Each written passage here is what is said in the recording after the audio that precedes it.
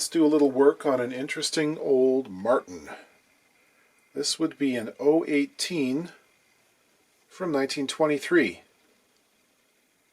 You know, the 1920s was an interesting period for Martin. It's a transitional time when their guitars were shifting towards a design meant for steel strings. The Hawaiian music craze precipitated some of that. Early jazz, proto-country, the solidification of many American folk music traditions. People were playing louder, and they liked the sound of metal strings. Martin, of course, had a very conservative mindset, and they held on to some building conventions that other makers had long since let go of. So guitars of this decade end up being kind of a mix. You know, you can use them with very light gauge steel strings, but you have to be careful. It's a good idea to tune down between playing sessions. And this is the first decade I would say that about. You know, Martins from the 19-teens and previous, I would usually suggest are better with Nile gut or maybe light gauge silk and steel, if only because they're so lightly constructed that the heavier strings, they almost overwhelm them. They sort of dampen the sound more than they actually accentuate it, before the instrument gets torn apart by the excess tension, of course. What does that mean? Well, Martin increased the dimensions of their braces a little bit in some models near the start of the decade. By the end of the 20s, basically all of their guitars were set up for steel, but it's a gradual change. Now, with that conservatism came the strange dichotomy wherein Martin was happy to produce short runs of pretty innovative instruments for other companies. The Ditson models being the most well-known, from which we get the Dreadnought.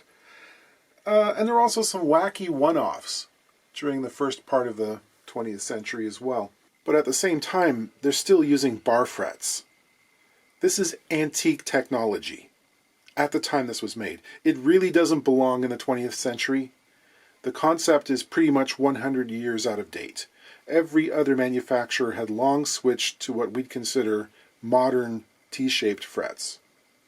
Martin would hold on to this for another 10 years or so, 1934 being when they stopped. So people looking to buy an old flat-top guitar run into a kind of strange phenomenon. Everyone knows that the 1930s Martin flat tops are the absolute most sought after. They're iconic, sometimes in the purest sense of the word. People will venerate them, or the idea of them, because at this stage in history, very few of us actually get the opportunity to experience playing one of those guitars. The number of people who routinely pick up a 1936 Dreadnought to play every day is incredibly small. They're just too valuable to play. And the ones that we would call players grade have often experienced so much repair work that they're kind of vestiges of their former selves. So Martins made in the 1920s can seem like a real bargain if you're in the market. Sure, they've got 12 fret necks and they're frequently smaller in size, but they cost 10% of what the comparable models from the 1930s do. So they're kind of within reach of many players. But it's a different playing experience. They have wide nut widths. You'll probably need different strings again. And the feel under the fingers is going to be different from what you're used to if you're playing modern guitars. And the bar frets do definitely take getting used to. These do not feel like modern guitars.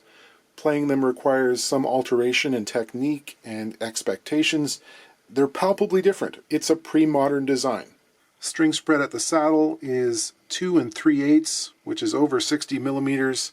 That's going to feel quite wide to a lot of people who are trying to flat pick. This guitar's had a history of repairs and alterations, like most of them.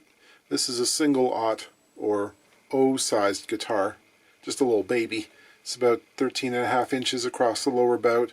It should be about 340 millimeters. Looking at this top, it's been refinished to some extent. With what, I can't really tell. You can see there's a bit of a dribble there.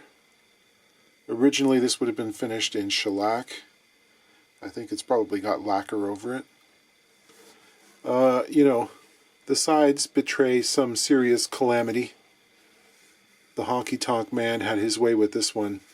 You can see that there's some color which has been used, which is a bit more red than the surrounding mahogany, on both sides actually.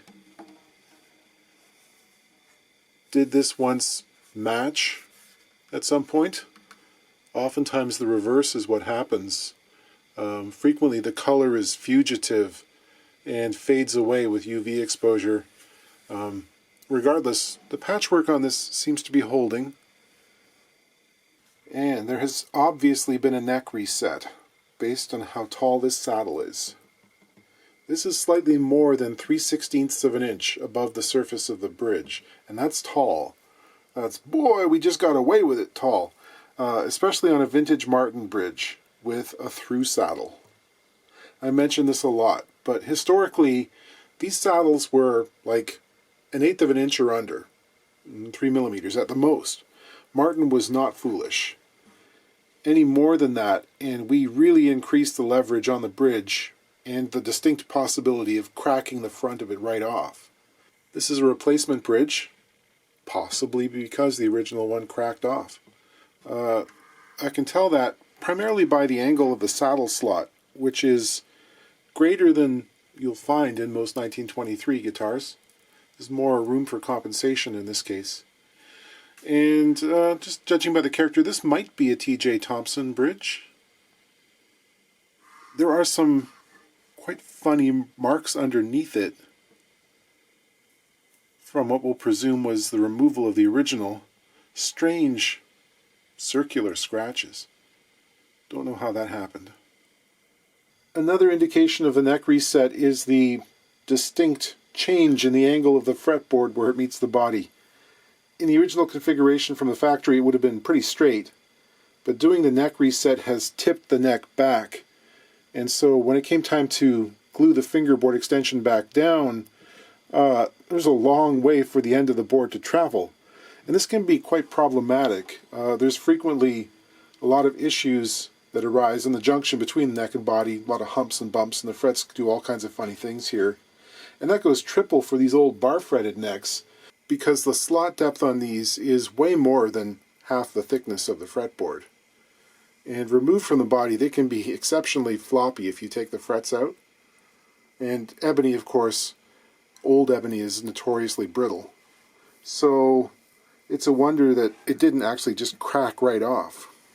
Cranking it down so much, like this, is bound to loosen the bar frets in their slots in this area, because they're physically being spread apart as you bend the board.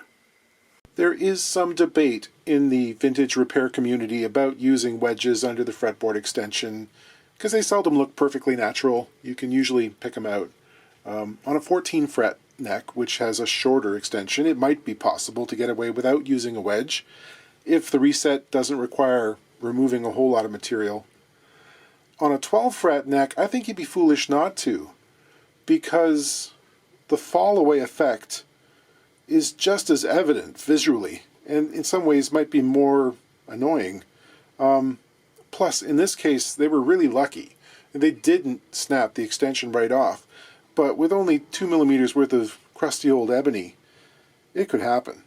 I know that this was refretted some years ago with bar frets by our friends at Folkway Music, Mark Stutman and company, and at that point they noted the overset condition and tried to mitigate it a little bit by doing some judicious lowering of the fret height at the body ends to kind of increase the action height there and allow them to bring the saddle down a little bit. Now, Folkway didn't do the reset. It's not characteristic of their work. And working with bar frets it's a unique challenge. I've done a couple of jobs involving them on this channel over the years. They are quite narrow and tall. These are probably 50 thousandths wide. Let's put the caliper on them. Yeah. And height-wise, also about 50 thousandths. That's typical. The usual practice is to install them leaving a little bit of extra height than you'll see on, say, a modern Martin wire, which would be about 40 thousandths tall, and these are 50. That makes them shorter still than a lot of electric guitars, but you want that extra height because refretting these things is expensive, time-consuming, and you have to find someone who actually knows how to do it. kind of few and far between. This presupposes that the guitar is in the hands of a player who will use it enough to actually wear through the wire in their lifetime. Not so common. But we do it nonetheless because it gives, its perceived value to the customer. Like I said, bar frets feel different. These ones have been left quite crisp in their profile, so their parallel-sided nature is something you can really feel if you slide your hand against them. Your fingers bump up against a wall every fret. And the player wants them softened off a bit there to see if we can make that less noticeable. We're going to talk about action height on vintage Martins and what's correct. You can say it's individual preferences, but when we're dealing with vintage Martins, there's no adjustable truss rod, and these have a through saddle which should be glued in place. And we have to be sort of pragmatic about it because there's no ease of adjustability, and seasonal changes are going to happen. The action on these can rise and fall more than a 32nd of an inch, maybe a millimeter in the course of a year if you live in an area with winter. I hope our friends down in Georgia who are experiencing their 10 degrees Fahrenheit for the first time in their lives this weekend aren't too scared when they hear the popping sounds. It could be your pipes bursting, but there's also a good chance that that's the sound of all the back braces on your guitar cracking free. It happens. So we tend to shoot for an action that will be playable at both the wettest and driest points of the year. Not too high, not so low that it's going to be rattling. Folkway, of course, who did the last setup, usually goes for an action height of 6/64 at the bass, 5 at the treble, as measured at the 12th fret. That's what they consider their safe zone. You're not going to have too much in the way of warranty work if you've set it there. At this point, we're slightly lower than that, slightly lower than 6 on the bass, and about 4.5 at the treble. I'm familiar with this player and his playing style, and he's not too rambunctious. He can handle lower action. Because I'm seeing this guitar in January, I figure I can take it to the absolute lowest limit. So let's go for about 5 on the bass and about 4 on the treble. Now that's going to take some more strain off the bridge. It might actually open up the sound a little, and it should be easier to play. The other aspect of a setup we should check, even though there's not very much we can do about it, is the neck relief. With any neck, there's a certain amount of pressure exerted outwards by either the barbs on a standard T fret or the full width of the bar fret. On the whole, I think we'd say that properly fit bar frets probably result in a stiffer neck, but during their installation there's got to be a real emphasis placed on getting the size right, because that expanding thing, if you get them wrong, if they're all a little bit too tight, it will accumulate and turn into a back bow that is beyond what we can deal with. If the frets are too narrow for their slots, maybe you get a little excess relief. In a worst case scenario, the frets aren't secure and they'll start moving around on you.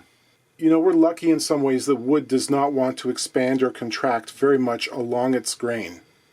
In other words, the board doesn't get very much longer or shorter with changes in humidity. Virtually all of the movement happens from side to side. It gets wider or narrower. Someone once asked me about potentially gluing up a bunch of side grain pieces in different colors so the grain would be oriented 90 degrees to what it normally is, and not a great idea. Potentially disastrous. They also thought maybe a butcher block thing would be cool, have the end grain, because end grain's really hard, right? Not good. Can you tell me why? Let me know in the comments. I'm kidding, of course. I don't read comment sections. The answer is that all of that expansion and contraction would leave your guitar hopelessly out of tune from fret to fret, and it would be constantly changing and a source of great annoyance. I have a hunch the Folkway folk probably left as much relief in this neck as they thought they could get away with, because a very straight neck would require a taller saddle, right? Using a feeler gauge, I measure between the top of the fret and the underside of the low E string. Usually do it at the 6th or 7th fret, and it is about 10 thousandths, which is, yeah, pretty much, well, basically it's double the modern Martin standard. Most Martins have between 4 and 6 thousandths relief as they leave the factory, and 10 thousandths is fine. You could go up to 12, and I'd still consider that all right. Anything more than 12 I think is probably too much relief. So this is at the upper end of what we consider normal, which again is probably the best place for it to be. The only other issue we might play around with, these tuners, which I don't think are original, they're old. I don't know. Looking at the base side here, there's quite a gap between the base plate and the side of the headstock.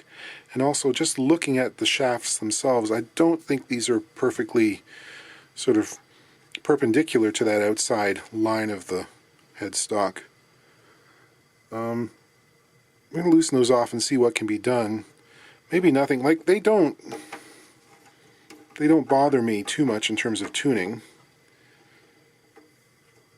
Cosmetically, it's a little bit disturbing. The same thing is happening on the treble side. It's not like there's a whole lot of flex in there, so this might just be the way it has to be, without doing a whole lot of reaming and plugging and alterations. Here's something for the real Martin nerds. We have the back of the headstock stamp here, usual C.F. Martin & Company, Nazareth, Pennsylvania, but in this case we also have above it the Made in the USA stamp, which is something they only put on guitars they made for export. So it's possible this guitar has been in Canada since 1923. On the front side, we're still 9 years away from that iconic gold C.F. Martin decal that didn't start until the 30s. But we do have a faint rubber stamp that says, I believe, D. Ferguson. And that obviously relates to famous Canadian actor, producer, and writer Don Ferguson, who was an essential member of a radio and TV show called the Royal Canadian Air Farce. Now, what I just said is not true. But dollars to donuts, if I was to leave it and next week you plugged Don Ferguson Martin guitar into a search engine or Chat GTP, it would tell you about this guitar. If I ever mention in one of these videos that I don't know a piece of information, and you think you're going to be a big help by plugging it into Chat GTP and emailing me the result, save your effort. 3 people have tried that in the last few months, and the answers it spit out were imbecilic confabulation. Absolute garbage. Mark a big F on your term papers, gentlemen. Looking at these fractures in the body and the material that seems to be missing between them, I'm suspecting that epoxy might have been used in this repair. I'm not actually annoyed with that, because it seems to be pretty solid and it's flat in a way that is kind of pleasing, actually. Let's dive down inside, because if I can't scuba, what's this all been about? What am I working toward? It's very lightly braced. The X-brace arms are maybe half an inch tall and thin. There's only one tone bar and it's also heavily scalloped. Everything is just really light. And that appears to be a replacement bridge pad, but it's an appropriate size and thickness, so we'll give it a pass. Brace ends are pared down to paper thinness as they reach the lining. Here's some of the damage on the inside. You can see it was a pretty extensive split. And if we turn out the lights, these aren't holes at this point. This is transparency in the adhesive. One interesting thing about these tuners is they seem to be backwards. They're either geared in the opposite direction from normal, or they were designed to be installed with the gear above the shaft rather than below, which is something you see on a lot of 19th century guitars and early mandolins. These have been assembled with rather bulbous rivet joints, requiring some excavation out of the head. I'm plugging the old screw holes, as most are stripped out, and these screws are tiny. Some fresh wood will give them a better chance at holding on. I'll drill the pilot holes with a skinny little bit. This is 50 thousandths, which is like 1.2 millimeters. That leaves much less of a gap. Let's attend to the fret ends. Again, nothing wrong here. This is a pretty standard shape. What you expect out of a bar fret. To soften the ends of these frets, ordinarily I do what is kind of a modified factory technique, the assembly line process, using a safe edge file. This is a StewMac file, not a sponsor. It's got one side which is flat, and it's been dressed off clean. The other one has a slight radius on it. It's slightly rounded. So ordinarily, with a standard fret, I'd come in at an angle, push, and knock the corners off, and then come back with the rounded surface against the fretboard, and then using a couple of rolling arcing motions, I'd round that edge off. With bar frets, it's a different story, because they extend below the surface to their full width, and if I come in and sort of break off the corners, I'll end up with a sharp rectangular section which might show itself if this thing ever gets drier than it is now, and could actually be more uncomfortable than the way it is now. So in this case, I'm going to come from the front side, and I'm going to be watching this, and sort of I'll knock the corner off a little bit, but my primary concentration is going to be the portion of the fret that's above the surface. Then I'll come back with an even smaller file and slightly dress things down below the surface of the ebony. You'll see that. I'm trying to extend the curve or radius of the corner back toward the center of the neck a little ways, so it won't feel quite so abrupt if your finger hits it. Standard T-frets don't have a straight section on their sides. They're continuously curving from the crown on down to where they meet the board. I'm trying to replicate that idea just on the ends. Because bar frets are so narrow and so tall, it's difficult to dress or crown them all the way along their length without turning them into hard triangles, which means they'd wear pretty quickly. This is a tiny square section file, and I'll just clean up the area at the very end here, trying to take it a few thousandths of an inch below the surface of the ebony. Then I'll use progressive grits of sandpaper on a hard block, followed by progressive grits of micromesh. Micromesh is good for this because its spongy nature kind of conforms to the little radius there. It wraps around and softens things even more. Leaving us with this, slightly more of a soft transition into the side wall of the fret. Here's the fun thing about working with through saddles. If you want to lower them, you have to work from the top, because their ends are tapered. If you pull them out and sand them on a flat surface, like we normally would with a drop-in saddle, you're continuously shortening the saddle, and it won't conform to the length of the bridge slot, which ends up looking kind of sloppy.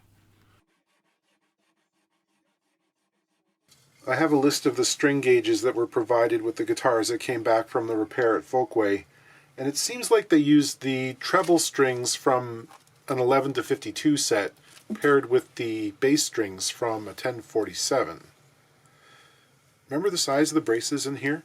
If you were to put a 13 to 56 set on this, you would be voiding the warranty of any repair shop and any maker, probably.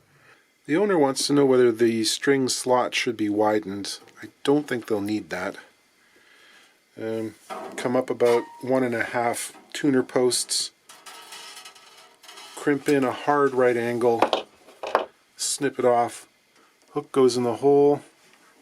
For these E strings, put the first turn towards the outside of the headstock and subsequent turns going inwards towards the center line of the headstock.